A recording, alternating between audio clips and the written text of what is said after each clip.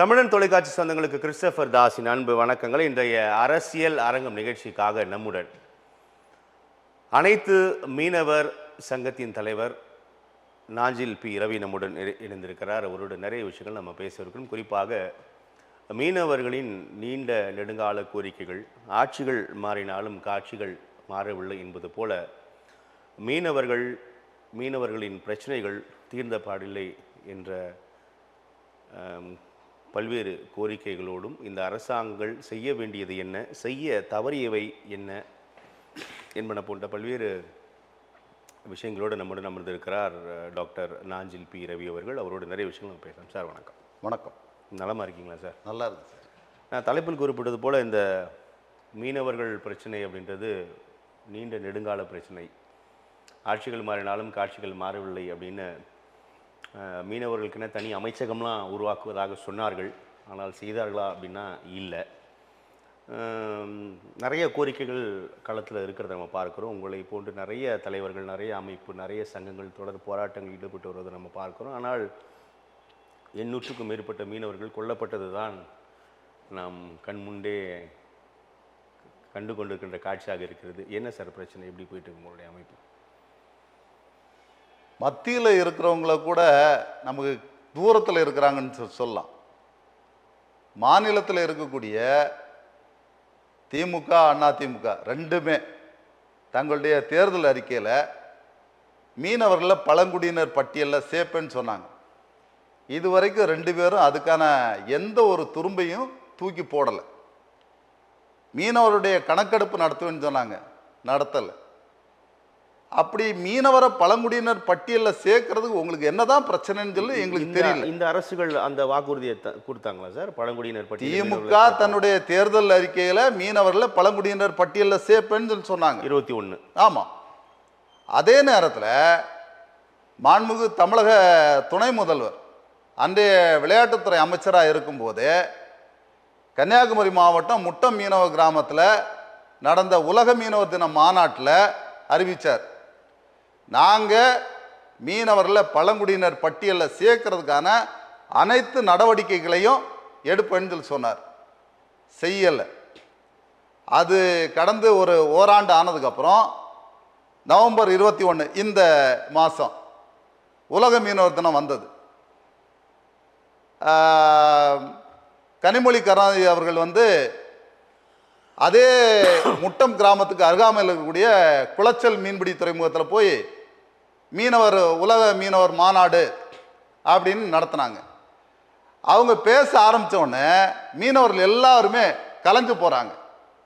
பேச ஆரம்பித்த உடனே ஒரு ஆயிரக்கணக்கான சேர் போட்டிருந்த இடத்துல கொஞ்சம் ஒரு 100-150 பேர் தான் உட்கார்ந்துருக்கிற அளவுக்கு இருக்குது. ஏன்னா நீங்கள் மீனவரில் புறக்கணிக்கிறீங்க.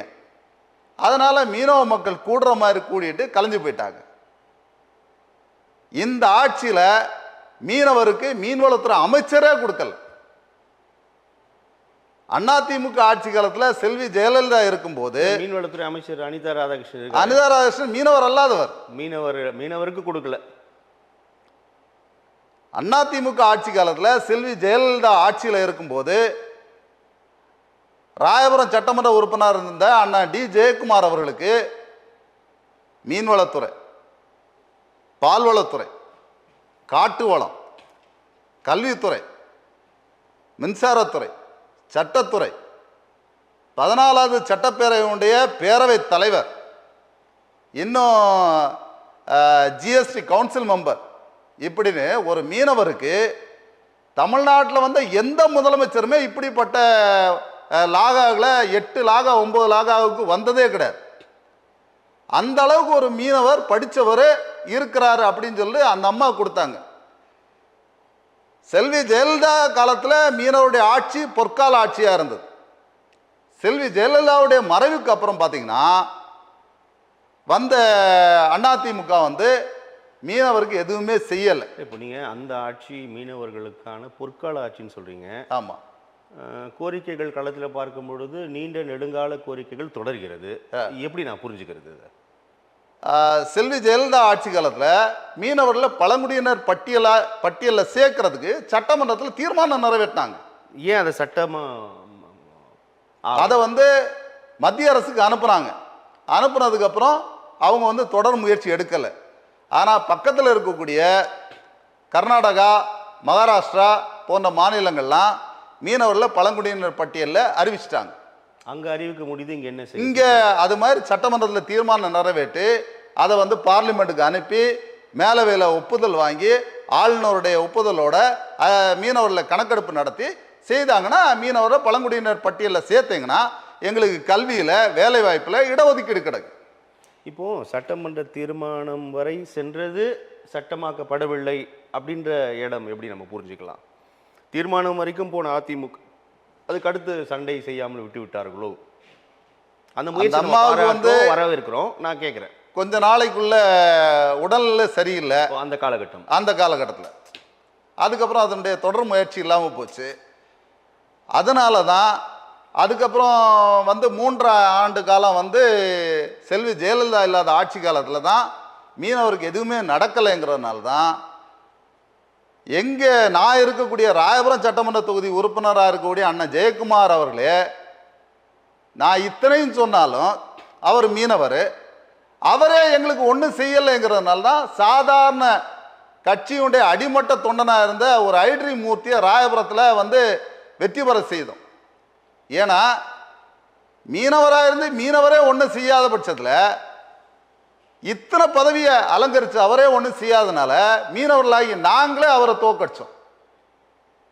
அப்படி தோக்கடிச்சு திமுகவை கொண்டு வந்தது பிறகு கூட மீனவர் ஒருத்தருக்கு மீன்வளத்துறை அமைச்சர் பதவியை கொடுக்கல இந்த திமுக அரசு. இவங்க கனவு கண்டுகிட்டு இருக்காங்க 2026 வந்து திமுக ஜெயிச்சுன்னு நினைக்கிறேன். ஆட்சி காலத்தில் கேபிபி சாமிக்கு தந்தாங்க இல்லையா?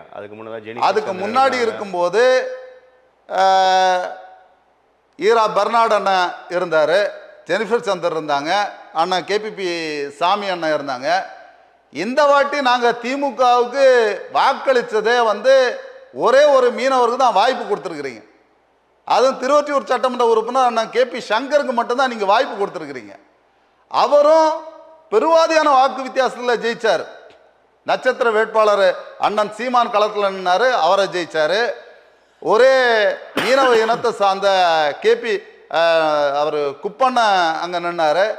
அப்படிப்பட்ட ஜாம்பவானில் ஒரு 80,000 வாக்கு வித்தியாசத்தில் ஜெயிச்ச ஒருத்தரை நீங்கள் வந்து மீன்வளத்துறை அமைச்சர் ஆக்குங்கன்னு சொல்லி பார்த்தா, நீங்கள் போயிட்டு உங்களுடைய திட்டங்கள் கொள்ளையடிக்கிறதுக்கான திட்டத்துக்காக திருச்செந்தூரில் இருக்கக்கூடிய அனிதா ராதாகிருஷ்ணனுக்கு மீன்வளத்துறை அமைச்சர் பதவி, சபாநாயகராக வந்து பக்கத்து தொகுதியில் இருக்கக்கூடிய அப்பாவுக்கு வந்து சபாநாயகர், பக்கத்தில் தூத்துக்குடியில் வந்து அக்கா கீதா ஜீவனுக்கு, அக்கா கனிமொழி வந்து அங்கே நாடாளுமன்ற உறுப்பினர், இந்த சைடு மணலையும் மலையும் கொள்ளையடிக்கிறதாக மனோ தங்கராஜனுக்கு பொறுப்பு. இப்படி வந்து 4 பேருக்கு தென் மாவட்டத்தில் பொறுப்பே கொடுத்ததில்லை. ஏன்னா இந்த வாட்டி கொள்ளடிக்கிறதுக்கு நிறைய வசதி இருக்கிற இடமே வந்து தென் மாவட்டம் தான், மீனவர் பகுதி தான். ஜெயக்குமார் அவர்கள் அமைச்சராக இருந்தபோது நிறைய இலாக்காக்களை தன்வசம் வைத்திருந்தார், அவருமே ஒன்றும் பண்ணலன்றீங்க. இப்போ திமுகவிலும் கேபிபி சாமி ஜெனிஃபர் சந்திரன் உள்ளிட்டவர்கள் அவங்களும் ஒன்றும் பண்ணலன்றீங்க. இப்போ அந்த மீனவர் ஒருவருக்கு அமைச்சர் பதவி தருவதும் அல்லது மீனவர் அல்லாதவருக்கு தருவதும் தான் பிரச்சனையான்னு கேட்குறேன். அப்படி இல்லை, அரசு என்ன செய்ய வேண்டும் நினைக்கிறதோ அதை அமைச்சர் செயல்படுத்த போகிறார். அது அந்த நாள்ல அந்த சமூகத்தின் பிரதிநிதி என்பதை நான் புரிந்து கொள்றேன், அது தேவைதான், அதுல மறுப்பதற்கு. ஆனா அதுதான் உங்களுக்கான பிரச்சனைக்கான தீர்வா அப்படின்னா அப்படி இல்லையன்றது நீங்களே அதை அட்ரஸ் பண்ணீங்களேன்னு கேட்குறேன். அதாவது எங்க சமூகத்தை சார்ந்தவர் இருந்தார்னா எங்களுடைய வழிகளை புரிஞ்சுக்க முடியும். ஜெனிஃபர் சந்தர் இருக்கும்போது மீனோடைய பிரச்சனையை புரிஞ்சுக்கிட்டு அதுக்கு தகுந்த மாதிரி ரியாக்ட் பண்ணாங்க. அண்ணன் கேபிபி சாமி இருக்கும்போது அதுக்கு தகுந்த மாதிரி ரியாக்ட் பண்ணார்.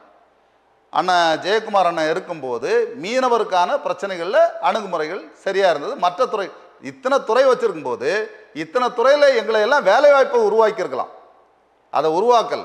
அதுதான் எங்களுக்கு வருத்தமே தவிர எங்களுக்குன்னு அடையாளமே ஒன்று மீனவர் அணி இல்லை மீன்வளத்துறை அமைச்சர் கொடுப்பாங்க, அதை கூட நீங்கள் தட்டி பறிச்சிட்டீங்களே. எங்களுக்கான அடையாளத்தை கூட நீங்கள் அழிக்கிறதுக்கு நினைக்கிறீங்களே.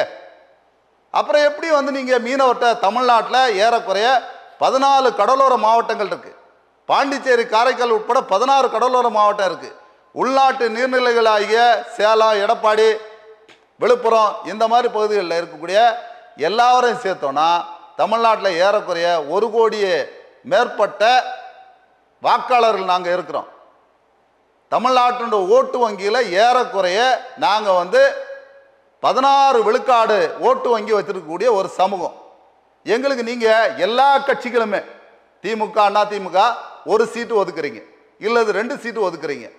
ஏன் கொங்கு வேளாளருக்கு நீங்கள் எத்தனை சீட்டு ஒதுக்குறீங்க? இந்த சைடு வட மாவட்டங்களை எடுத்தீங்கன்னா எத்தனை சீட்டு ஒதுக்குறீங்க? ஜாதி வாரியாக நீங்கள் சீட்டு ஒதுக்கும் போது ஏன் எங்களுக்கு மீனவருக்கு அந்த மாதிரி சீட்டுகள் ஒதுக்குறது இல்லை? அப்படி ஒதுக்குனா கூட ஒதுக்குறது இல்லை. அதுதான் எங்கள்கிட்ட நிறைய இந்த ஓட்டு வங்கி அத்தனையுமே ஒன்று எம்ஜிஆரை நம்பி இருந்தது. பாரம்பரியமாக எம்ஜிஆருக்கு ஓட்டு போட்டுருந்தாங்க. அடுத்த எம்ஜிஆர் இறந்து போயிட்டாரு, ஜெயலலிதாவுக்கு ஓட்டு போட்டுருந்தாங்க. ஒரு மாற்றம் வரணும், ஒரு மாறுதல் வரணும் அப்படிங்கிறதுக்காக இந்த முறை திராவிட மாடல் அரசு அவங்களுடைய தேர்தல் அறிக்கையில் கொடுத்த கவர்ச்சிகரமான பல திட்டங்களை நம்பி எல்லாருமே ஓட்டு போட்டோம். அதுக்கான பலனை நாங்கள் இன்னைக்கு அனுபவிச்சுட்டு இருக்கிறோம். கடலுக்குள்ளே காற்றாலை போடுறது, கடலுக்குள்ளே கெயில் எரிவாயு எடுக்கிறது, கடற்கரையை மெரினா பீச்சில் இருக்கக்கூடிய மீனவர்களை காலி பண்ணுறது, கடற்கரை லூப் சாலையில் இருக்கக்கூடிய அந்த ரோடை ஆக்கிரமிப்பு பண்ணுறது, மீனவர்களை அங்கேருந்து வெளியேற்றிக்கிட்டு நீல கொடி கடற்கரை திட்டம் அப்படின்னு சொல்லி ஒரு திட்டத்தை கொண்டு வர்றது, உலக வங்கியுடைய பணத்தை கொண்டு போடுறதுக்கு உங்களுடைய பணத்தை மாஸ்டர் பிளான் பண்ணி நீங்கள் என்ன பண்ணுறீங்க, கொண்டு போட்டுட்டு எங்களையெல்லாம் காலி பண்ணுறீங்க. இதெல்லாம் ரொம்ப நாளைக்கு ஓடாது. புதிய ஆட்சி கண்டிப்பாக 2026 தமிழக வெற்றி கழகம் அமைக்கும். அதில் எந்த மாற்று கருத்தும் கிடையாது. நான் தமிழக வெற்றி கழகத்தினுடைய ஆள் கிடையாது. நான் சொல்கிறேன், தமிழ்நாட்டில் இருக்கக்கூடிய புதிய வாக்காளர்கள் இந்த ரீஜனில் இப்போ ஓட்டு போட வரப்போகிறாங்க இல்லையா, ஒவ்வொரு வருடமும் 1 கோடி வாக்காளர் புதுசாக உருவாகிட்டு இருக்கிறாங்க. இதில் 8% வாக்காளர் தாவேக்காவை விரும்புகிறாங்க. ஏற்கனவே ஓட்டு போட்டிருக்காங்க இல்லையா, இப்போ ஓட்டு போட்டிருக்காங்கல்ல, இந்த 1 கோடி பேர் புதிய வாக்காளராக இந்த 2024 இவங்க ஆட்சி அமைகிறதுக்காக போட்டிருந்தாங்க இல்லையா, இவங்களையும் ஒரு 8% பேர் தாவேக்காக ஓட்டு போடுறதுக்கு தயாராக இருக்கிறாங்க. இப்போ ஆட்சி மாற்றம் நடைபெற்றால் அல்லது ஆள் மாற்றம் நடைபெற்றால் எங்களுக்கான தீர்வு கிடைக்கும் அப்படின்னு நீங்கள் சொல்ல வரீங்க. ஆனால் நீங்களே தான் குறிப்பிட்டீங்க, இந்த செல்வி ஜெயலலிதா ஆட்சி காலத்தில் சட்டமன்றத்தில் தீர்மானம் இயற்றப்பட்டது, அது ஆளுநருக்கு அனுப்பப்பட்டது, அதோட அப்படி இருக்குதுன்னு சொல்கிறீங்க. அப்போது இதை எப்படி நம்ம புரிஞ்சுக்கிறது? இங்கே ஒரு ஆட்சி மாற்றம் ஏற்பட்டால் கூட அது தீர்வை கொடுக்கும்னு நம்புறீங்களா? கண்டிப்பாக தொடர் நடவடிக்கை.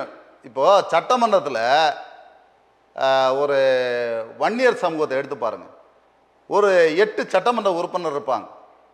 இல்லை ஒரு பட்டியல் சமூகத்தை எடுத்து பார்த்தீங்கன்னா ஒரு 3 பேராவது இருப்பாங்க. குரல் கொடுக்கறதுக்கு ஒரு 4 பேர் 3 பேராவது இருப்பாங்க. எங்களில் ஒரே ஒரு ஆள் மட்டும்தான் போவார். அவர் என்ன பண்ண முடியும்? அவர் கேட்கும்போது கூட சேர்ந்து வலிமையாக பேசுறதுக்கு சட்டமன்றத்தில் ஆள். ஸோ அந்த பிரதிநிதித்துவத்தோட குறைபாடு தான் மிக முக்கியமான. கண்டிப்பாக எங்களுக்கான இடஒதுக்கீடே இல்லையே. இப்போ சிதம்பரம் நாடாளுமன்ற தொகுதி அண்ணன் திருமாவளவன் நிற்கிறார். சரி, உங்கள் எண்ணிக்கை அடிப்படையில், அரசாங்கத்தின் அளவுகோல் எண்ணிக்கையின் அடிப்படையில் எத்தனை பேருக்கு உங்களுக்கான பிரதிநிதித்துவம் தந்திருக்க வேண்டும், தரலன்னு சொல்கிறீங்க? சட்டமன்றத்தில் ஏறக்குறைய 25 தொகுதிகளில் வெற்றி வாய்ப்பை நிர்ணயிக்கக்கூடிய சக்தியாக நாங்கள் இருக்கிறோம். இந்த 25 தொகுதிகளில் நாங்கள் வேட்பாளர் நிற்கிறதுக்கு 15 தொகுதிகள் எங்களுக்கு தகுதியான தொகுதிகள். குறைஞ்சபட்சம் 5 தொகுதியாவது மீனவர்களுக்கு ஒதுக்கணும். எந்த கட்சியுமே ஒதுக்கிறது கிடையாது. கொடுத்தா 1 இல்லை 2 இந்த மாதிரி கொடுக்கும்போது எங்களுக்கு எப்படி பிரதிநிதித்துவம் கிடைக்கும்? நாங்கள் கடல் புறம்போக்கில் இருக்கிறோம், கோஸ்டல் புறம்போக்கில் இருந்துட்டு இருக்கோம். எங்களுக்கு பட்டா கொடுங்க, பட்டா கொடுங்கன்னு நாங்கள் கேட்டுகிட்டே இருக்கிறோம். எங்களுக்கு நீங்கள் பட்டாவும் கொடுக்க மாட்டேங்கிறீங்க. எங்களை கடல் புறம்போக்குன்னு சொல்லி அப்பப்போ நீங்கள் அகற்றிக்கிட்டே இருக்கிறீங்க. நாங்கள் ஆட்சிக்கு வந்தால் பட்டா கொடுப்பேன்னு சொன்னீங்க. எத்தனை பட்டா கொடுத்தீங்க மீனவர்களுக்கு? மீனவர்கள் வீடு அத்தனையுமே கடல் புறம்போக்கில் இருக்கு. எங்களுக்கான குடியிருப்புகளும் சரியா இல்லை. எங்களுக்கான பிரதித்துவமும் இல்லை, எங்களுக்கான வேலை வாய்ப்பும் இல்லை. நீங்க கடல் புறம்போக்கில் இருப்பதால் எப்போது வேண்டுமென்றாலும் அகற்றப்படலாம். கண்டிப்பா அதற்கான அதிகாரம் இருக்கிறது. ஆமா, ஒரே நேர்கோட்டில் இருக்கிறோம். பழவேற்காடுல இருந்து நீரோடி வரைக்கும் இருக்கக்கூடிய 1076 கிலோமீட்டர்ல ஒரே நேர்கோட்டில் இருக்கிறோம். ஏறக்குறை 610 வில்லேஜ் இருக்கிறோம். இந்த அத்தனையுமே வந்து பாத்தீங்கன்னா எல்லாருமே வந்து கோஸ்டல் புறம்போக்கில் தான் இருக்கிறோம். இல்லை, இப்போ நீங்கள் 1076 கிலோமீட்டர் 610 கிராமங்களில் பாதுகாப்பாக தானே இருக்கீங்க, என்ன பிரச்சனை? எங்களுக்கு பட்டா இல்லைங்க. நான் பஞ்சப்பராதி மாதிரி என் வீட்டை வந்து கட்ட முடியல. எப்போ காலி பண்ண சொல்லுவீங்கன்னு தெரியல. இந்த இடத்த வச்சு நான் வந்து ஒரு பேங்க்ல அடமானம் போட்டு என் பிள்ளைக்கு கல்வி கடன் வாங்க முடியல, உயர்கல்வி படிக்க வைக்க முடியல. எப்படி நான் வந்து முன்னேறது? என்னுடைய சமூகத்தை நீங்க முத்திர குத்தியா வச்சுட்டு இருக்கீங்க. பட்டா இல்லாத பட்டா கோரிக்கை வந்து உங்களுடைய தொடர் கோரிக்கை இல்ல அது? ஆமா, ரொம்ப காலமா அந்த கோரிக்கை முன்வைக்கிறீங்களே, என்ன சொல்றாங்க அரசுகள்? எதுவுமே செய்யறது கிடையாது. ஏன்னா எங்களுடைய நாங்க கோரிக்கை கொடுக்குற இடத்துல தான் இருக்கோமே தவிர எங்களுக்கான பிரதித்துவமா பேசுறதுக்கு ஆள் இல்லை. எல்லாருக்குமே கட்சி இருக்கு, மீனவருக்கான கட்சி மட்டும்தான் இல்லை. இருப்பவர்களும் பேச மாட்டாங்களோ? போறவங்க 1-2 பேர் பேசுறாங்க சார். இப்ப சங்கரனம் போறாரு, வாய்ப்பு கேட்கிறாரு. ஒரு அமைச்சருக்கு கொடுக்குற வாய்ப்பு எவ்வளவு நேரம், ஒரு எம்எல்ஏ கொடுக்குற வாய்ப்பு எவ்வளவு நேரம்? இது மாதிரி தான் இருக்கு. மீனவருக்கு மீன்வளத்துறை அமைச்சராக இருக்கும்போது அந்த மீன்வளத்துறையில் இருக்கக்கூடிய பிரச்சனைகளை வந்து முடிக்க முடியும். இப்போ வரதா புயல் வந்தது. இந்த வரதா புயலில் மாண்புமிகு தமிழக முதல்வர் வந்து காசிமேடு கடற்கரையை வந்து பார்வையிட வர்றார். வந்து பார்வையிட்டுட்டு ஒவ்வொரு படகுகளுக்கும் ஒரு 7.5 லட்சம் ரூபா உதவித்தொகை வந்து வழங்கப்படும் சொல்லி அறிவிச்சாங்க. அறிவிச்சுட்டு போயிட்டு என்ன பண்ணுறாங்க, படகுடைய ஆயுள் காலத்தை கணக்கில் எடுத்துக்கொண்டு 2 லட்சம் ரூபா, 2.5 லட்சம் ரூபா, 3 லட்சம் ரூபா அப்படின்னு சொல்லி அறிவிக்கிறது முதலமைச்சருடைய பொது நிவாரண நிதியா? மரக்காணத்தில் விஷச்சாராயம் குடிச்சிட்டு சாகுறவனுக்கு போய் 10 லட்சம் ரூபா கொடுக்குறீங்க. கள்ளக்குறிச்சி கூட்டத்தில் கரூர் கூட்டத்தில் சாகுறவனுக்கு போய் பணம் கொடுக்குறீங்க. மற்ற சாவுக்கெல்லாம் காசு கொடுக்குறீங்க. என்னுடைய மூலதனமே ஆண்டுக்கு 70,000 கோடி ரூபா அந்நிய செலவாணியை ஈட்டி கொடுக்கக்கூடிய இந்த மீனவ சமூகம் கடற்கரையில் உங்களுக்கு வந்து காசே வாங்காம சம்பளமே இல்லாம காவல் காக்கக்கூடிய வீரர்களாக நாங்க இருக்கிறோம். எங்களுடைய மொத்த மூலதனமே விசைப்படகு தான். அந்த விசைப்படகு 1 கோடி ரூபா, 1.5 கோடி ரூபா, 50,000, 50 லட்சம், 40 லட்சம் படகு மூழ்குனா அரசு நிவாரணம் வந்து ஒரு 7.5 லட்சம் ரூபான்னு சொல்லி முதலமைச்சர் அறிவிச்சுட்டு போயிட்டு வெறுமனே வந்து எங்களுக்கு வந்து 2 லட்சம், 2.5 லட்சம் இன்சூரன்ஸ் கம்பெனிக்கார மாதிரி டிப்ரிசியேஷன் பார்த்து கொடுத்தீங்கன்னா இது எந்த வகையில் முதலமைச்சர் நிவாரண நிதின்னு சொல்லி ஏற்றுக்க முடியும்? அதுலேயும் சில படகுகளை விடுபட்டு போயிடுது. அப்போ அந்த குடும்பம் எப்படி முன்னுக்கு வரும்? நாங்கள் கேட்குறோம், மீனவருக்கு மீன்வள பூங்கா கொடுங்கன்னு கேட்குறோம். மீன்வள பூங்கா பூங்கா இப்போ வந்து கணினிகள் நிறைந்த இடமா இருக்கக்கூடிய டைட்டல் பார்க்க என்ன சொல்றீங்க? கணினி பூங்கான்னு சொல்றீங்க. இந்த சைடு எடுத்துக்கிட்டீங்கன்னா கும்மிடி பூண்டியில் எக்கு தொழிற்சாலை நிறைய இருக்குது. எதற்காக அந்த மீன்வள பூங்கா கோரிக்கை என்ன பண்ண போறீங்க? எக்கு பூங்கான்னு சொல்லி அறிவிக்கிறீங்க. காஞ்சிபுரத்தில் போனீங்க பட்டு வளர்ப்பு நிறைய இருக்குது, பட்டு வளர்ப்பு பூங்கான்னு சொல்லி சொல்றீங்க. தூத்துக்குடியில் உங்க பணத்தை கொண்டு போய் போட்டு விகேசி கம்பெனியை வச்சுக்கிட்டு அங்கே வந்து என்ன பண்ண போறீங்க? காலணிகள் தயாரிக்கக்கூடிய பூங்கா அமைக்க போறீங்க. இப்படி பூங்கா அமைக்கும் போது எங்களுக்கு மீன் அதிகமாக வரக்கூடிய பகுதியில் ஏன் வந்து மீன்வள பூங்கா நீங்க வந்து எங்களுக்கு கொடுக்கக்கூடாது? அப்படி மீன்வள பூங்கா கொடுக்கும் பட்சத்தில் தான் உப தொழில்கள் வளரும், ஒரு மதிப்பு கூட்டப்பட்ட பொருளாக மாற்றப்படும். இப்போ வந்து ஒரு மீன் வருது, அந்த மீனை வெட்டலாம். இப்போ அதெல்லாம் பண்ண முடியல இல்லையே. மீனை வாங்குறோம், ஒரு எக்ஸ்போர்ட்டர்கிட்ட விற்கிறோம், அவர் கேரளாவுக்கு எடுத்துட்டு போறாரு, அங்க வந்து மீனை ப்ராசஸ் பண்றாங்க. தனியார் நிறுவனங்கள் அதை பண்ணி. ஆமா, உங்களால பண்ண முடியல. நாங்க பண்ண முடியல, கட்டமைப்பு இல்லை. இந்தியாவுக்கு வேணா அந்நிய செலவாணி வரலாம். நம்மளோட குறைஞ்ச கடல் பரப்பு வச்சிருக்கக்கூடிய கேரளா முதலிடத்துல இருக்கு. நம்மளோட குறைஞ்ச விசைப்படகு வச்சிருக்கக்கூடிய கேரளா முதலிடத்துல இருக்கு. நம்மளோட குறைஞ்ச பணியாளரை பயன்படுத்தக்கூடிய கேரளா முதலிடத்துல இருக்கு. ஏன்னா நம்ம பிடிக்கிற அத்தனை மீனும் கேரளாவில் போய் ஏற்றுமதி ஆகுது. அப்போ அந்நிய செலவாணி வரக்கூடியது மாநில வாரியாக நம்ம ரேஷியோவை பிரித்து பார்த்தோம்னா நம்மளோட எல்லாம் குறைவுன்னு சொல்லக்கூடிய கேரளா முதலிடத்துல இருக்கு, நம்ம 4வது இடத்துல இருக்கு. இதை புரிஞ்சுக்கிறதுக்கு தமிழ்நாட்டில் ஆட்சியாளர்களுக்கும் புரியல, மந்திரி முதல்வருக்கும் புரியல. புரியலையா? தூங்குறவனை எழுப்பலாம், தூங்குறவன் நடிக்கிறவனை எப்படி எழுப்ப முடியும் சொல்லுங்க? ஒரு துணை முதல்வர் இருக்கிறாரு, மீனவர் பகுதியை சார்ந்து தான், மயிலாப்பூரை சார்ந்து தான் உங்களுடைய சட்டமன்ற தொகுதி இருக்கு. பக்கத்தில் இருக்கக்கூடிய பிரச்சனையை பற்றியே நீங்க கவலைப்பட மாட்டேங்கிறீங்க. கீதா ஜீவன் தொகுதியில் வந்து இவங்க கனிமொழி கருணாநிதி வந்து எம்பியாக இருக்கிறாங்க. முழுக்க முழுக்க மீனவர் இருக்கக்கூடிய முத்து குளிக்கக்கூடிய துறைமுகம் சொர்க்க பூமியாக இருந்தது. இன்றைக்கி வந்து வேலை வாய்ப்பே இல்லாமல் பஞ்ச பராதிகளாக அந்த மீனவர்கள் இருக்கிறாங்க. அவங்கள பற்றி கவலைப்பட மாட்டேங்கிறீங்க. கச்சத்தீவை நீங்கள் கொடுத்தீங்க.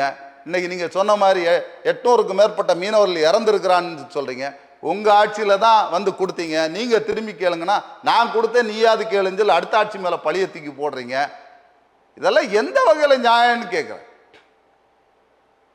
மீனவருக்குன்னு சொல்லி பிரதிநிதித்துவமே கிடையாது. மீனவரை வந்து இவங்க கன்சிடரே பண்ணலை.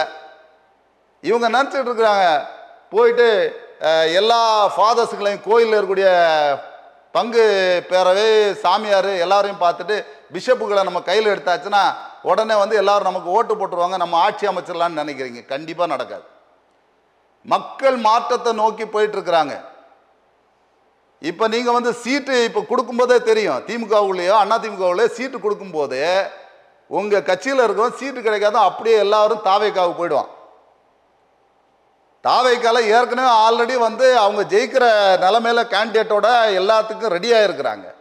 உங்கள் கட்சியில் இருந்து போகிறவன் அத்தனை பேரும் அடுத்த வலு சேர்க்க போகிறாங்க. சேர்த்தா கடைசியில் ஆட்சி மாற்றம் கண்டிப்பாக நடக்கும். மறுபரிசீலனை பண்ணுங்கன்னு சொல்லி எத்தனையோ முறை வந்து தமிழக முதல்வர்கிட்ட சொல்லியாச்சு. மீனவர்கள் எல்லாம் வந்து எத்தனையோ முறை கத்தியாச்சு. எங்களுக்கு இருக்கக்கூடிய ஒரே ஒரு பிரதிநிதித்துவம் மீன்வளத்துறை அமைச்சர். மீனவர் ஒருத்தருக்கு அமைச்சர் பதவி கொடுங்க கொடுங்கன்னு கேட்டுட்டே இருக்கும். நானும் பேசாத எந்த மீடியாவும் கிடையாது. எல்லா சேனல்லையும் சொல்லி பார்த்தாச்சு, கோரிக்கை மனுவும் கொடுத்து பார்த்தாச்சு. செய்யாம கடைசி நேரத்தில் இப்போ போயிட்டு மீனவருக்கு நம்ம பிரதித்துவம் கொடுக்கல. உடனே என்ன பண்ணுறாரு, கன்னியாகுமரி மாவட்டம் முட்டம் மீனவ கிராமத்தை சார்ந்த ஏஜே ஸ்டாலின் என்கிறவரை பிடிச்சி, எப்பா நீ வந்து மீனவ நல வாரியத்தினுடைய தலைவர் அப்படின்னு மீனவர் நல வாரியத்தினுடைய தலைவராக ஒரு மீனவரை போட்டிருக்கீங்க. யாரை ஏமாத்துறீங்க? இன்னும் இருக்கிறது 5 மாதம் ஆட்சி காலம். இந்த 5 மாதம் ஆட்சி காலத்துக்குள்ள ஒருத்தரை ஒரு மீனவரை பிடிச்சி, எப்பா நான் உங்களுக்கான பிரதிநிதித்துவத்தை போட்டேன். டாக்டர் ஏஜே ஸ்டாலின் என்பவர் மீன்வளத்துறைய நல வாரியத்தினுடைய தலைவர் சொல்லி போட்டு ஒரு 40 மீனவர்களை கீழே போட்டு அலுவல் சார் பணியாளர் சொல்லி போட்டு எங்களை ஏமாத்துறது எங்களுக்கு புரியாமலா இருக்குது. திரு ரவி, 2021 சட்டமன்ற தேர்தல் வாக்குறுதியாக பழங்குடியினர் பட்டியலில் மீனவர்களை நாங்கள் இணைப்போம் அப்படின்னு உங்களுக்கு ரொம்ப நாள் கோரிக்கை, எல்லா அரசுகளும் சொன்னது. ஆனால் 21 தேர்தல் அறிக்கை இதை வெளியிட்ட போது உண்மையில் இதை செயல்படுத்தி விடுவார்கள் அப்படின்னு ரொம்ப நம்பினீங்களோ? சார், அவங்க கொடுத்த தேர்தல் அறிக்கையை நம்பி தான் சார் நாங்கள் எங்கள் மீனவ சமூகத்தை சார்ந்த அண்ணன் ஜெயக்குமாரை தோக்கடித்து உங்களுக்கு நாங்கள் கொடுத்தோம். எப்படியாவது இந்த முறை ஸ்டாலின் ஐயா வந்து அவங்க அப்பா தான் செய்யலை, முதல்வர் கலைஞர் கருணாநிதி இறந்துட்டார், ஸ்டாலின் சந்திக்கக்கூடிய முதல் தேர்தல், இதில் எப்படியாவது அவர் வந்து இதை பாருங்கள், நான் ஒவ்வொரு கிராமத்துக்கும் ஒரு பெட்டி வச்சுருக்கிறேன், இதில் உங்கள் புகார்களை போடுவீங்க, அந்த புகார்களை மாதம் மாதம் திறந்து நான் வந்து உங்களுக்கு முடிவு சொல்லுவேன் அப்படின்னு சொன்னார். அந்த பெட்டியையும் காணும், அந்த சட்டியையும் காணும், சொன்ன வாக்குறுதியையும் நிறைவேற்றலை. இப்படி நம்ப முடியாத விஷயங்களை நம்ப வச்சு நீங்கள் எங்களுடைய கழுத்தை அறுத்துட்டீங்க. மீனவரில் பழங்குடியினர் பட்டியலில் சேர்க்கிறேன்னு சொல்லிட்டு சேர்க்கவே இல்லை. மீனவருக்கான டீசல் மானியம் உயர்த்தி வழங்கப்படும் அப்படின்னு சொன்னீங்க. நாங்களும் பெருசாக நம்புறோம். தேர்தல் வாக்குறுதியா? ஆமாம், மீனவருக்கு டீசல் மானியத்தை உயர்த்தி வழங்குவாங்க அப்படின்னு சொல்லி பார்த்தோம். இப்போ எவ்வளோ மானியம் எவ்வளோ உயர்த்தி வழங்குவதா சொல்லியிருந்தாங்க? 1800 லிட்டர் டீசல் மானியம் ஏற்கனவே கொடுத்துட்டு இருக்கிறாங்க. இவர் அதே அளவுக்கு திரும்பவும் ஏற்றி கொடுப்பாருன்னு பார்த்தா கடல்ல ரோடே போடாம ரோட் டாக்ஸ் கட்டக்கூடிய ஒரே சமூகம் நாங்கள் மட்டும்தான். நீங்க வண்டி வச்சிருக்கீங்க சார், கார் வச்சிருக்கிறீங்க, கனரக வாகனங்களுக்கு உங்களுக்கு ரோடு போட்டிருக்காங்க. நீங்க ரோட் டாக்ஸ் கட்டுறதுல நியாயம் இருக்கு. எனக்கு எதுக்கு சார் ரோட் டாக்ஸு? கடல் எனக்கு ரோடா போட்டிருக்கீங்க. வடிவேல் காமெடி மாதிரி கிணற வெட்டினேன் கிணற காணுங்கிற மாதிரி ரோடை போட்டாங்க ரோடை காணுன்னு சொல்லி கேட்குற மாதிரி இருக்குது சார். கடலில் ரோடே இல்லாமல் எங்ககிட்ட ரோட் டாக்ஸ் வாங்குறாங்க. அதேமாரி பசுமை வரி, கடுமையான பொல்யூஷனை வெளியிடக்கூடிய கார்பன் மோனாக்சைடை வெளியிடக்கூடிய கம்பெனிகளோ இல்லை எரிபொருட்களை பயன்படுத்தக்கூடிய வாகனங்களோ கொடுக்குற மாதிரி பொல்யூஷன் வரி, பசுமை வரி நீங்கள் லாரி, பஸ்ஸு, கார் எல்லாம் கட்டுறீங்க. நாங்கள் லகுரக வாகனம் கிரீன் இண்டஸ்ட்ரியில் இருக்கக்கூடிய எங்களை போய் நீங்கள் வந்து பசுமை வரியை போட்டிருக்கிறீங்க. ஏறக்குறைய 1 லிட்டர் டீசலில் அநியாயமாக 40 ரூபா 46 ரூபா நீங்கள் டீசலில் வரியை வச்சுட்டு எங்களுக்கு விற்கிறீங்க. ஒரு கடலுக்கு 6000 லிட்டர் 7000 லிட்டர் டீசல் நாங்கள் பிடிக்கிறோம். அப்போ 40 ரூபா 46 ரூபா நாங்கள் டீசலுக்கு வரி கட்டினோன்னா ஒரு கடலுக்கு ஏறக்குறைய 1 லட்சம் ரூபா ஒரு விசைப்படகு வந்து உங்களுக்கு வரி கட்டி தான் கடலில் மீன் பிடிக்க போகிறான். டீசலுக்கு மட்டும். இது போக நாங்கள் வாங்கக்கூடிய பொருட்களில் கல், கட்டை, கயறு, ரோப்பு, வலை எல்லாத்துலையுமே ஜிஎஸ்டி கட்டிட்டு தான் சார் உங்ககிட்ட பொருள் வாங்குறோம். இது என்ன சார் அநியாயம்? இந்தியாவிலே அதிகப்படியான விவசாயத்துக்கு அடுத்தபடியா அதிக அந்நிய செலவாணி, ஜிடிபி எல்லாம் கொடுக்கக்கூடியது நாங்க. உலகத்தில் அதிகமான ஆபத்தான தொழில்களில் சுரங்க தொழில் முதலாவது இடம், 2வது இடத்துல நாங்க இருக்கோம். அப்படிப்பட்ட இந்த ஆபத்தான தொழிலுக்கு நீங்க என்ன செய்திருக்கிறீங்க? என்ன மாதிரி திட்டங்களை நீங்க வகுத்திருக்கிறீங்க? எதுவுமே கிடையாது. இந்த துறைக்கு வரக்கூடிய மீன்வளத்துறைக்கு அதிகாரிகளை போட்டாங்கன்னா பனிஷ்மெண்ட் துறை மாதிரி தான் போடுறாங்க. ஒரு பொது அறிவோ, கடலை பற்றிய அறிவோ, பூகோள ரீதியான அறிவுகளோ இல்லாதவங்களை போட்டுட்டு இவங்க ஏசி அறையில் உட்கார்ந்துட்டு எதையாவது ஒன்று திட்டத்தை போட்டு விடுறது யாரை பாதிக்கும்? கடுமையாக பாதிக்கப்பட்டிருக்கிறோம் நாங்கள். எங்களுக்கான பாதிப்பை வந்து ஐயோ மொய்யன்னு கத்தும் போது கேட்கறதுக்கு ஆளே கிடையாது. எங்களுக்கு இதுவரைக்கும் நீங்கள் வந்து சேட்டலைட் ஃபோன் கொடுத்துருக்கீங்களே, அந்த சேட்டலைட் ஃபோன் இயங்குதா? எவ்வளோ தூரம் வரைக்கும் எடுக்குது? இயங்கலையா? எங்க சார் இயங்குது? என்னைக்கு நீங்க ஆய்வு பண்ணிருக்கீங்க? ஒரு படகுக்கு நம்பர் கேட்டாலே மாச கணக்கில் காத்திருக்க வேண்டியதா இருக்குது. ஒரு படகை வந்து நீங்க வந்து ஆய்வு பண்ண வரும்போது அவர் இல்லையா, உடனே வந்து அந்த படகுடைய இதை வந்து ரத்து பண்ணிடுறீங்க. டீசல் மானியத்தை நீங்க உயர்த்தி கொடுக்குறேன்னு சொல்லி தேர்தல் அறிக்கையில கொடுத்தீங்கல்ல, எவ்வளவு ஏற்றி கொடுத்தீங்க? ராமநாதபுரம் மாவட்டம் வந்து முதல்ல எவ்வளவு ஏற்றி கொடுக்கறத சொன்னாங்க, செய்யல ரவி. டீசல் மானியத்தை உயர்த்தி வழங்கப்படும் சொல்லி அறிவிச்சீங்க. அதே மாதிரி என்ன பண்ணீங்க? ராமநாதபுரம் மாவட்டத்தில் முதல்வர் ஸ்டாலின் அவர்கள் ஒரு மாநாடு நடத்துனாங்க.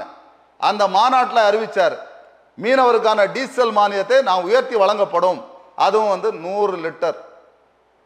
அதை அறிவித்து 1.5 வருஷத்துக்கு அப்புறம் நானும் பல கோரிக்கைகள் பேப்பரில் எல்லா டிவிலையும் பேசினதுக்கு அப்புறம் அறிவிச்ச மானியத்தை கூட வழங்கலைன்னு சொல்லி கேட்டதுக்கு அப்புறம் அறிவிச்சார், கொடுத்தாங்க. அறிவிச்சது ஆட்சிக்கு வந்து 2 வருஷத்துக்கு அப்புறம் அறிவிக்கிறாங்க. 3வது வருஷத்துல நான் ஐஎம்ஓன்னு கத்தினதுக்கு அப்புறம் அந்த 100 லிட்டர் டீசல் அறிவிச்சாங்க. 100 லிட்டரை நீங்க உயர்த்தி கொடுத்தீங்கன்னா ஒரு நாளைக்கு எவ்வளவு சார்? 100 லிட்டர் மாசத்துக்கு, ஒரு நாளைக்கு 3 லிட்டர் 33 மில்லி லிட்டர். இந்த 3 லிட்டர் 33 மில்லி லிட்டரு கடல்ல கிடக்கிற நங்கூரத்தை தூக்கி கிளப்பி ஸ்டார்ட் பண்ணி அந்த கரையிலிருந்து வெளியில போறது கூட பத்தாது. நீங்க நினைக்கிற மாதிரி 1800 லிட்டர் டீசல் வந்து எங்களுக்கு முழுமையா ஃப்ரீ கிடையாது. ஒரு லிட்டர்ல நீங்க 46 ரூபாய் வரியை வச்சுக்கிட்டு நான் பிடிக்கிற எல்லா லிட்டருக்கும் டீசல் மானியம் கிடையாது. இந்த 100 லிட்டருக்கு என்ன பண்ணுவீங்க? 17 ரூபா 56 பைசா, ஏறக்குறைய 70 ரூபா ஒரு நாளைக்கு நீங்க எனக்கு மானியம் தர்றீங்க. இதா ஒரு மீனவருக்கு கொடுக்குற மானியம்? ஒரு 1.5 கோடி ரூபாய் விசைப்படகு மீனவனுக்கு கொடுக்குற மானியம்? அவன் பல லட்ச ரூபா போட்டு மீனை பிடிச்சிட்டு வந்து உங்களுக்கு வந்து சத்தான உணவை தர்றான். தாய்மார்களுக்கு பால் ஊட்டுறதுக்கு பால்காரர்கள் தர்றான். எலும்பு சதையெல்லாம் நல்லா இருக்கிறதுக்காக சத்தான உணவு ஒமேகா 3, ஒமேகா 6, ஒமேகா 12 போன்ற அமினோ ஆசிட்களை கொண்டு கொடுக்கக்கூடிய மீனவனுக்கு நீங்க கொடுக்கிற திட்டங்கள் என்ன? ஒண்ணுமே இல்லை. வெறும் கண் துடைப்பு நாடகமே நடந்துட்டு இருக்கு. இப்படி மீனவர்கள் மேல கட்டவிழ்த்து விடப்பட்ட அநியாயமான விஷயமா இருக்கு. இதை தடுக்கிறதுக்கு யாருமே இல்லை. சென்னையில் மந்திரி இருக்கக்கூடிய சேகர் பாபு அண்ணனால தான் இந்த தேர்தலில் சென்னையில் பல இடங்களை வந்து திமுக தோக்க போகுது. ஏன்னா அவர் வந்து யாரையுமே செயல்பட விடுறது கிடையாது. எந்த எம்எல்ஏயுமே ஒழுங்கா செயல்பட விடல. தளபதிக்கு தெரியுதோ இல்லையோ தெரியல. அந்த சைடு பார்த்தீங்கன்னா சுதர்சன் அவர் வந்து மாவட்ட செயலாளர், அவர் வந்து மீனவருக்கு ஒன்றும் செய்யலை. அவர் பக்கத்தில் இந்த பக்கத்தில் பார்த்தீங்கன்னா எந்த எம்எல்ஏலையும் சிறப்பாக வந்து செய்ய முடியல. ஆர்கே நகர் சட்டமன்ற உறுப்பினரால முடியல, ராயபுரம் சட்டமன்ற உறுப்பினரால முடியல, திருவொற்றியூர் சட்டமன்ற உறுப்பினரால முடியல. ஏன்னா சென்னையோட மந்திரி அவர். இந்த சைடு பார்த்தா மா சுப்பிரமணியன், அந்த சைடு பார்த்தீங்கன்னா நொச்சிக்குப்பத்தில் நடக்கிற பிரச்சனை அவர் கண்டுக்கிறதே கிடையாது. இப்படி இருந்தால் எப்படி சார் வந்து நீங்கள் வந்து ஆட்சிக்கு வருவீங்க? இப்போ உங்களுடைய மீனவர் சமூகத்தின் எதிர்பார்ப்பு கோரிக்கைகள் சரியாக புரிந்து கொள்ள முடிகிறது திரு ரவி. ஆனால் ஒன்றுமே பண்ணல, ஒன்றுமே நடக்கலைன்னே சொல்கிறீங்களே, அது எப்படி நம்ம இப்போ புரிந்து கொள்வது? சார் நான் வந்து 10 வருஷமாக கேட்குறேன். குற்றச்சாட்டுகளை முன் வைக்கிறீங்களே. காலங்காலமாக கேட்டுட்டு இருக்கிறோம். எங்களுக்கு பட்டா கொடுங்கன்னு கேட்குறோம், கொடுக்க மாட்டேங்கிறீங்க. எங்களுக்கு கொடுக்கக்கூடிய குடியிருப்பு வீடுகள் இருக்கு இல்லையா, தொகுப்பு வீடு, முதல்ல எம்ஜிஆர் காலத்தில் என்ன பண்ணாங்க, குடிசை மாற்று வாரியம்னு கொடுத்தாங்க. இப்போ வந்து நீங்கள் என்ன பண்ணிட்டீங்க, நகர்ப்புற வாழ்விட மேம்பாட்டு வாரியத்துக்குள்ள கொண்டு வந்துட்டீங்க. அந்த வீடாவது நீங்கள் வந்து எங்களுக்கு வந்து தரமாக கட்டி கொடுக்குறீங்களா? தீப்பெட்டி மாதிரி கட்டி வச்சுட்டு அப்போ பொண்டாட்டி பிள்ளை அவனுக்கு திருமணமான அவனுக்கு குழந்தை பேரன் பேத்தி எல்லாமே வந்து நீங்கள் கொடுக்கக்கூடிய 330 ஸ்கொயர் ஃபீட்டுக்குள்ள ஆடு மாடு கொட்டகை மாதிரி நாங்கள் உட்கார்ந்துருக்குறோம். 330 ஸ்கொயர் ஃபீட்டு தான். 330 400 ஸ்கொயர் ஃபீட்டில் எத்தனை பேர் சார் வாழ முடியும்? அடிப்படை வசதிகளே எங்களுக்கு செய்து தராம அதிகாரிகளுக்கு பாருங்க, அலுவலகம் ஏசியில் இருக்கும். அதிகாரிகளுடைய வீடுகளை பாருங்க, ஏ டைப்பு பி டைப்பு வீடுகளில் இருக்கிறாங்க. உங்களுக்கு வரி கட்டக்கூடிய நாங்க ஆடு மாடு கொட்டகை மாதிரி இருக்கக்கூடிய குடிசைக்குள்ளையும் நீங்க கட்டி தரக்கூடிய அடுக்குமாடு குடியிருப்புகள்லையும் இருக்கிறோம். இப்போ பழங்குடியினர் பட்டியல், டீசலுக்கான மானியம் உள்ளிட்ட வேறு என்னென்ன தேர்தல் வாக்குறுதிகள் சொன்னார்கள், செய்யவில்லை. கடல்ல மீன் பிடிக்க போற மீனவர்கள் காணும்னா உடனே தேடுறதுக்காக ஹெலிகாப்டர் தளம் அமைக்கப்படும் தேர்தல் வாக்குறுதியில் இருந்துச்சு, செய்யல சார். கன்னியாகுமரி மாவட்டத்தில் அதுக்கான இடத்தேர்வெல்லாம் நடைபெற்றது. உங்களுக்கு இடம் கிடைக்கல சொல்லுங்க, நாங்களே தர்றோம். தனியார்லேயே தர்றதுக்கு முன்னுக்கு வர்றாங்க. இடத்தை வந்து தேர்வு செய்தாங்க. அதெல்லாம் ஐவாஷ். சும்மா வந்து தேர்தல் வர்ற நேரத்தில் அங்கே வந்து பஸ்லியானுங்கிற ஒரு மீனவர் நிற்கிறாரு. அப்போ அது அங்கே மீனவருக்கு இவங்க அதிமுக கொடுத்துருச்சு, மீனவர் அல்லாதவரை நம்ம நிறுத்துகிறோம். உடனே என்ன பண்ணுறாங்க, அவர் ஜெயிக்கக்கூடாது, இவர் ஜெயிக்கணும், அப்போ மீனவருடைய ஓட்டு வங்கியை கவரணும். உடனே என்ன பண்ணுங்க, மீனவருக்கான கடல் ஆம்புலன்ஸ் வழங்கப்படும். கடலில் மீனவர்கள் வந்து யாராவது விபத்துலையோ ஏதோ ஒரு பிரச்சனையில் இருக்காங்கன்னா உடனே கடல் ஆம்புலன்ஸ் போய் அவங்கள காப்பாற்றிட்டு வரும். அதில் மீனவ இளைஞர்களுக்கு வேலை வாய்ப்பு கொடுக்கப்படும். மீனவர்களுக்கு ஏதாவது பிரச்சனைனா உடனே எடுத்துகிட்டு வர்றது, ரிஸ்கி ஆப்ரேஷன் பண்ணுறதுக்காக ஹெலிகாப்டர் தளம் அமைக்கப்படும். இப்படிலாம் சொன்னது ஏதாவது நடந்ததா? திரும்பவும் அதே இதை வந்து காப்பி அடித்து இப்போ புதுசாக வாஷிங் பவுடர் போட்டு சோப் பண்ணி திரும்பவும் வந்து அதே தேர்தல் அறிக்கையை கொடுக்க போகிறீங்க. இந்த மாய தோற்றத்தை எல்லாம் இன்னைக்கு வந்து படித்த இளைஞர்கள் நிறைய வந்துட்டாங்க. சோசியல் மீடியா நிறைய வந்து போச்சு. நீங்கள் கொடுக்குற அப்டேட்டை விடவும் மீனவர்கள் வந்து அப்டேட்டு நிறைய வச்சுட்டு உட்கார்ந்துருக்குறாங்க. அவங்க வந்து நீங்களாவது ஜிபிஎஸை பார்த்துட்டு இந்த திருச்சிக்கு போகணும், மதுரைக்கு போகணும், இப்படி டைரக்ஷன். அவன் வந்து காத்தையும் விண்மீனையும் வச்சுட்டு அந்த நாளையிலே உலக நாடுகளை கண்டுபிடிச்சவன். எல்லாருமே தெளிவாக இருக்கிறாங்க. இந்த வாட்டி உங்கள் படங்கள்லாம் ஓடாது. கண்டிப்பாக வந்து புதிய மாற்றத்தை மக்கள் எதிர்நோக்கி காத்திருக்கிறாங்க. நீங்கள் செய்த தவறு அத்தனையும் திருத்துறதுக்கு புதிய ஆட்சி வரும், மலரும், கண்டிப்பாக மலரும். மீனவ மக்கள் எல்லாருமே காத்திருக்கிறாங்க. இப்போவே பார்த்தீங்கன்னா ஆயிரக்கணக்கான படகுகளில் எல்லாமே வந்து பார்த்திங்கன்னா மீனவர்கள் எல்லாமே தாவேக்காவுடைய கொடியையும் பேனரையும் வரைய ஆரம்பிச்சிட்டாங்க. இந்த அளவுக்கு மக்கள்கிட்ட அவேர்னஸ் வந்து பொது வழியில் வர ஆரம்பிச்சிருச்சு. இன்னும் வெளியில வராம நீங்க இருக்கிறார். தேர்தல் வாக்குறுதிகள் குறித்து பேசுறீங்க திரு ரவி. நம்ம மீனவர்களோட கைது, இலங்கை கடற்படையால் தாக்கப்படக்கூடிய சம்பவங்கள் நாள்தோறும் தொடர்கதையாகி வருது நம்ம பார்க்கிறோம். தமிழக முதலமைச்சரும் தொடர்ந்து வெளியுறவு அமைச்சர் மற்றும் பிரதமருக்கு கடிதம் எழுதி கொண்டே இருக்கிறார். வேற என்ன பண்ண முடியும், பண்ணணும்னு நினைக்கிறீங்க? ஓ, நீங்க திராவிட முன்னேற்ற கழகத்தினுடைய தலைவர் கருணாநிதி ஆட்சி காலத்துலையும் சரி, தளபதி மு.க. ஸ்டாலின் அவருடைய ஆட்சி கால நீங்கள் எதிர்க்கட்சியாக இருக்கும்போதும் சரி, நீங்கள் என்ன சொன்னீங்க? முதல்வர் கடிதம் மட்டும்தான் எழுதுவாரா, பிரதமரை போய் நேரடியாக வலியுறுத்த மாட்டார்னு கேட்டார்.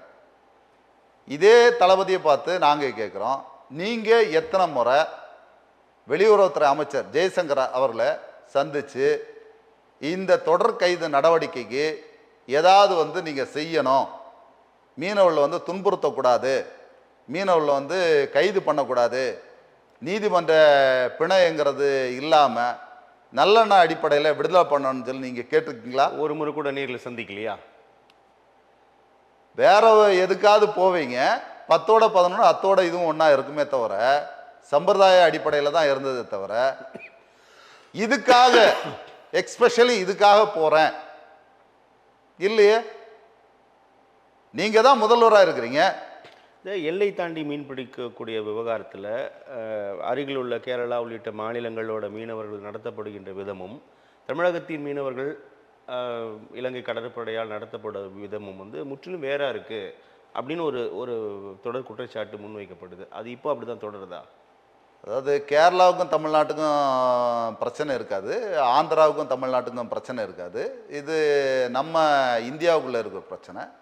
அண்டை நாடுகள்னு சொல்லக்கூடிய குஜராத்லேருந்து மீனவர்கள் கைது பண்ணப்பட்டு பாகிஸ்தான் சிறையில் இருக்கிறாங்க. அவங்களெல்லாம் பார்த்தீங்கன்னா கைது பண்ணிட்டாங்கன்னா அவங்களுக்கு தண்டனை உண்டு. ஆனால் இது மாதிரி துன்புறுத்தப்படுறது கிடையாது, துப்பாக்கி சூடு நடத்தப்பட்டு உயிர் பலி போகிறது கிடையாது, படகுகளை நாட்டுடைமை ஆக்கிறது கிடையாது. ஆனால் இலங்கையில் இப்போ புதியதாக நீங்கள் இலங்கைக்கு வீடு கட்டி கொடுக்குறீங்க, தமிழர்கள் அங்கே இருக்கிறாங்க, நமக்கு தொப்புள் கொடி உறவுன்னு சொல்லி நீங்கள் செய்கிறது அத்தனையும் மத்திய அரசு நாங்கள் வரவேற்கிறோம். அதே மத்திய அரசு அதே சிங்கள அரசனும் சொல்லலாம்ல, மீனவர்களை துன்புறுத்தாதீங்க, மீனவர்களை உடனடியாக விடுதலை பண்ணுங்க, நட்பு நாடு, தொப்புள் கொடி உறவு உள்ள நாடு, நம்ம பரஸ்பரமாக உங்களுக்கு தேவையான எல்லா உதவிகளையும் செய்துக்கிட்டு இருக்கிறோம், மீனவர்களை இந்த மாதிரிலாம் நடத்தக்கூடாது, கைவிலங்கு பூட்டக்கூடாது, அவங்கள அடித்து துன்புறுத்தக்கூடாது, ஐஸ் கட்டையால் அடிக்கக்கூடாது, ஐஸில் படுக்க வைக்கக்கூடாது, கடலில் தள்ளி விடக்கூடாது, துப்பாக்கி முனையால் வச்சு குத்தக்கூடாது, இந்த மாதிரி சொல்லனா துயரங்களுக்கு ஆளாக்கக்கூடாது, சாப்பாடு ஒழுங்காக கொடுக்காம நீங்கள் அவங்கள துன்புறுத்தக்கூடாது, இப்படிலாம் ஒரு வாட்டி கூட போய் நீங்கள் சில நேரங்களில் தொடர் அழுத்தத்தின் காரணமாக மீனவர்களை விடுதலை கூட செய்து விடுகிறார்கள். ஆனால் அவர்களிடம் பறித்த படகுகளை தருவதில்லை இல்லையா? இதுவரைக்கும் மீனவர்களை விட்டும் பிரோஜனம் இல்லை, அவர்கள் வாழ்வாதாரமே போச்சு இல்லை. அது இந்த அரசாங்கம் இந்த நடவடிக்கை எடுக்கல. எந்த நடவடிக்கை எடுக்கல சார். அதாவது ஜெயலலிதா இருக்கும்போதாவது ஒரு குழுவை அமைச்சு என்ன பண்ணாங்க, போயிட்டு தமிழக மீனவரும் இலங்கை மீனவரும் பேச்சுவார்த்தை நடைபெற்றது. அந்த பேச்சுவார்த்தையின் அடிப்படையில் நல்லா இருக்கக்கூடிய படகுகளை எடுத்துகிட்டு வர்றதுக்கு இங்கேருந்து ஒரு ஸ்பெஷல் கமிட்டியை அமைச்சு அனுப்புனாங்க. அதுக்கான செலவை தமிழக அரசு ஏற்றுக்கொள்ளுன்னு சொல்லிட்டு என்ன பண்ணாங்க, படகுகள் கொஞ்சத்தை எடுத்துகிட்டு வந்தாங்க. அதுக்கப்புறம் எடுத்துகிட்டு வர முடியாத படகுகளை அங்கே விட்டாங்க. அந்த மீனவர்கள் என்ன பண்ணாங்க, ஒரு நிதி உதவி கொடுத்தாங்க. நீங்கள் அது மாதிரி எதுவுமே பண்ணலையே. அம்மையா ஜெயலலிதா ஆட்சி காலத்துக்கு பிறகு அது அப்படி விஷயம் நடக்கவே இல்லை. இல்லை சார், ரொம்ப அதாவது மீனவர் மேலே ஒரு அக்கறையே இல்லாமல் இருக்குது சார். மற்ற துறைகளில் காட்டுற அக்கறையும் மற்ற துறைகளில் இருக்கிற மாதிரியும் இதில் இல்லை. முழுக்க முழுக்க லஞ்ச லாவணியம் நடக்கக்கூடிய மிகப்பெரிய துறைன்னு சொன்னால் அது மீனவளத்துறை தான். கடலில் கல் கொட்டுறேன்னு சொல்லி சொல்கிறது, மீனவருடைய கடற்கரை பகுதிகளில் அலையை அடித்து மீனவருடைய வீடு பாதுகாக்கப்படுறதுக்காக கல்களை கொட்டுறேன்னு சொல்லி சொல்கிறது. எடுக்கும்போது 100 மெட்ரிக் டன்னுக்கு ஆர்டர் எடுப்பாங்க. கடலுக்குள்ளே யார் போய் பார்க்குறது? 100 மெட்ரிக் டன் போட்டாங்களா 10 மெட்ரிக் டன் போட்டாங்களான்னு சொல்லி கொள்ளை நடக்குது. மீனவர் பிடிக்கக்கூடிய டீசலில் டீசல் மானியத்தில் குடிக்கக்கூடிய டீசலில் 1 லிட்டருக்கு 30 மில்லிகிராம் 50 மில்லிகிராம காணும். அப்படின்னு சொன்னால் 1000 லிட்டர் டீசல் பிடிக்கும்போது 50 லிட்டரை காணும். ஒரு குறைஞ்சது வந்து 7600 சில்லற படகுகள் வந்து பெரிய படகுகள் இருக்கு. இவங்க பிடிக்கிற டீசலில் ஒவ்வொரு படகுக்கும் 150 லிட்டர் 100 லிட்டரை காணும்னா இந்த பணம் எங்கே போகுது? 4 ஒன்றைக்கு. இப்படி கொள்ளை நடக்கிறத பற்றி கூட யாருமே கவலைப்படுறது இல்லை. இந்த துறைக்கு வந்து மந்திரியாக இருக்கிறவர் எங்கள் ராயபுரம் காசிமேடு மீன்பிடி துறைமுகத்தை மற்ற மீனவர்களே வந்து சந்திக்கிறதும் கிடையாது. அவருக்கு அதை பற்றி எந்த புரிதலுமே இல்லாமல் இருக்கிறார். எங்கள் கஷ்டத்தை பற்றியும் தெரிஞ்சுக்கிறது கிடையாது. உங்களுக்கு வந்து ஒரு மழை வந்துருச்சுன்னா போதும், சென்னை நகரம் முழுகிடுச்சுன்னா காப்பாற்ற வர்றது இந்த மீனவர்கள் தான். இந்த மீனவருக்கு ஒரு பிரச்சனைனா வெகுஜன மக்கள் உங்களை காப்பாற்றின எங்களுக்கு ஒரு பிரச்சனை வரும்போது நீங்கள் யாரும் முன்னுக்கு வர மாட்டேங்கிறீங்க. இதுக்கெல்லாம் ஒரு தீர்வு கண்டிப்பாக வரும். அது வந்து நீங்கள் நினைக்கிற மாதிரி பகல் கனவு காணக்கூடிய நிலைமையில இருக்காது. ஆட்சி மாற்றம் கண்டிப்பாக நடந்தே தீரும். தேர்தல் வாக்குறுதிகள் இன்னும் நிறைவேற்றப்படவில்லைன்னு சொல்றீங்க. அடுத்த தேர்தல் வாக்குறுதி யாருக்குரிய வெளியிட போறாங்க. எப்படி அமைப்பு பார்க்குறீங்க? புதிய தேர்தல் வாக்குறுதியிலையும் அடுத்த டிபேட்டில் கண்டிப்பாக நம்ம 2 பேரும் பேச போகிறோம். இதே மீனவரில் பழங்குடியினர் பட்டியலில் சேர்க்கப்படும் சொல்ல போகிறாங்க. கச்சத்தீவை குத்தகைக்காது இல்லை கச்சத்தீவை மீட்கப்படும் சொல்லுவாங்க. மீனவரில் வந்து தாக்குறது வந்து இனிமேல் நடக்காதுன்னு சொல்ல போகிறாங்க. அடுத்தது வந்து மீனவருக்கான டீசல் மானியத்தை உயர்த்தி கொடுப்பேன்னு சொல்லுவாங்க. இதெல்லாம் எப்போவுமே ரெடிமேடாக வச்சுருப்பாங்க. மீனவரில் எப்படிலாம் ஏமாற்றலாம், மீனவர்களுக்கு பட்டா வழங்கப்படும் சொல்லுவாங்க. எதுவுமே நடக்காது. அதோட இவங்க சொல்லுவாங்க ஓட்டு போடுற நேரத்துக்கு எல்லாரும் போய் ஓட்டு போட்டுற போகிறாங்க. இந்த ஓட்டு போடுறதுலே பார்த்தீங்கன்னா கடலோர சமூக மக்கள் தான் அதிகமாக ஓட்டு போடவே வர்றாங்க. மேல்தட்டு மக்கள் வந்து ஓட்டு போட வர்றதே இல்லை. அவன் உணர்வோடு வந்து போடுவான். இப்போ எங்கள் ஒரு கிராமத்தை எடுத்துக்கிட்டேன்னா தேர்தல் நேரத்தில் மீனவர்கள் யாரும் மீன் பிடிக்க போகக்கூடாது அப்படின்னு சொல்லி கட்டுப்பாடு கொடுத்து எல்லாருமே ஓட்டு போடணும்னு சொல்லி சொல்லுவாங்க. அப்படி 100% ஓட்டு போடக்கூடிய ஒரு கம்யூனிட்டி இருக்குன்னா எங்கள் கம்யூனிட்டி தான். அப்படி ஓட்டு போடுற இந்த கம்யூனிட்டிக்கு நீங்கள் என்னெல்லாம் செய்திருக்கணும், எப்படிலாம் செய்திருக்கணும்? மீனவர்களுடைய ஆய்வு கூட்டத்தை நீங்கள் நடத்தியிருக்கீங்களா? உங்களுக்கு தெரிஞ்சதெல்லாம் ராமேஸ்வரம் மீனவர்கள் 4 பேரை கூப்பிட்டுக்குவீங்க, கன்னியாகுமரி மீனவர்கள் 4 பேரை கூப்பிட்டுக்குவீங்க. அது உங்கள் கட்சிக்காரங்களாம் கூப்பிட்டு வச்சுக்குவீங்க. இவங்களை சந்திச்சோன்னா நாங்கள் மீனவரை சந்திச்சேன்னு அர்த்தமாயிடுமா? மீனோடைய பிரச்சனையை நீங்கள் எவ்வளோ நீங்கள் கேட்டு அறிஞ்சிருக்கீங்க, எவ்வளோ வந்து அதுக்காக நிதி ஒதுக்கிருக்கிறீங்க, எத்தனை புதிய துறைமுகங்களை கொண்டு வந்திருக்கிறீங்க. மத்திய அரசு கொடுத்துருக்க பணத்தை வச்சுட்டு உங்களால் செலவு பண்ண முடியாமல் நீங்கள் வந்து வேறு வேறு விஷயங்களுக்கு டைவெர்ட் பண்ணிக்கிட்டு இருக்கிறீங்க.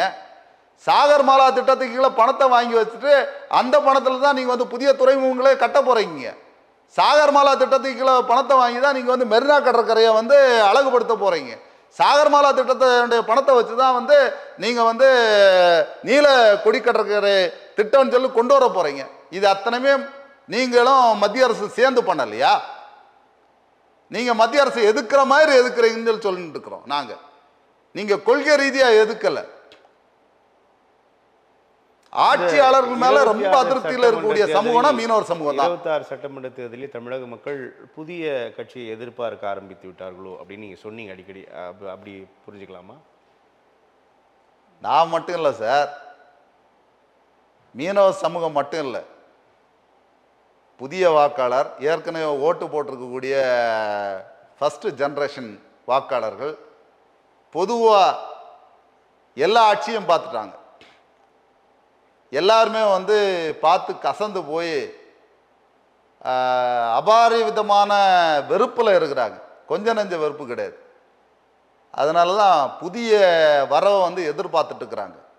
அந்த புதிய வரவாக வரக்கூடிய கட்சி தாவேகா மட்டும்தான். அது கண்டிப்பாக ஒரு தீர்வை கொடுக்கும்.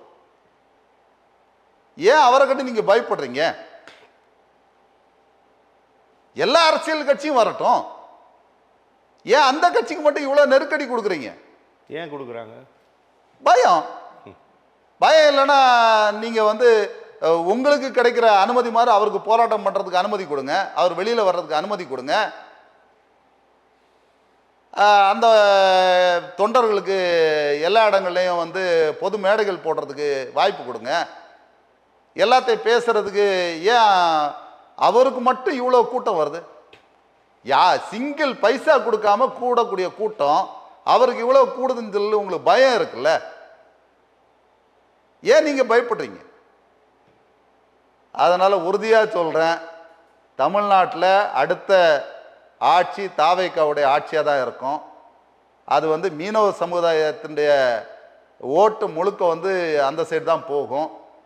நாங்களும் மிகுந்த எதிர்பார்ப்போடு இருக்கிறோம்.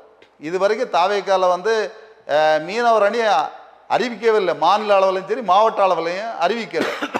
ஆனால் இருந்தாலும் எங்களுக்கு ஒரு நம்பிக்கை இருக்குது. கண்டிப்பாக அவருக்கு வந்து தொலைநோக்கு பார்வை இருக்கு. ஒரு புது விஷனோட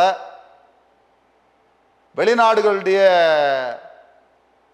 யுக்திகளை வந்து கையாண்டு நம்ம மாநிலத்துக்கு நிறைய தொழில் வளங்களை கொண்டு வருவார். புதிய புதிய இண்டஸ்ட்ரிகள்லாம் உருவாகும், வேலைவாய்ப்பு கிடைக்கும், கல்வியில் மாற்றத்தை கொண்டு வருவார் அப்படின்னு பெருத்த நம்பிக்கை இருக்குது. காடுகளையும் மலை வளங்களையும் கொள்ளையடிக்காமல் அதை வந்து இருக்கிற மாதிரி பாதுகாக்கக்கூடிய ஒரு நல்ல சித்தாந்தத்தோட அவருடைய இதெல்லாம் இருக்குது. அவருடைய தேர்தல் அறிக்கை வந்து ரொம்ப வித்தியாசமாக இருக்குன்னுலாம் எதிர்பார்க்குறோம். நீங்கள் அரைச்சமாகவே 40 வருஷமாக அரைச்சிட்டு இருக்கிறீங்க. புதிய வரலாறு படைக்கிறதுக்காக புதிய திட்டம் உங்ககிட்ட எதுவுமே இல்லை. நாங்கள் மீன்வள பூங்கா கேட்ட 10 வருஷமாக கேட்டுருக்குறோம், அதுவே உங்களால் கொடுக்க முடியல. அவர் வந்தால் எங்களுக்கு வந்து மீன்வள பூங்கா கொடுக்க போறாரு. கண்டிப்பா மக்கள் தீர்ப்பை மகேஷின் தீர்ப்பு என்று சொல்வார்கள். பொறுத்திருந்து பார்க்கலாம் மக்கள் என்ன தீர்ப்பு அளிக்க போகிறார்கள் என்பது. நிறைய விஷயங்கள் பேசியிருக்கு திரு ரவி. உங்களுடைய வருகைக்கும் கருத்து பகிர்வுக்கும் மிக்க நன்றி. நன்றி.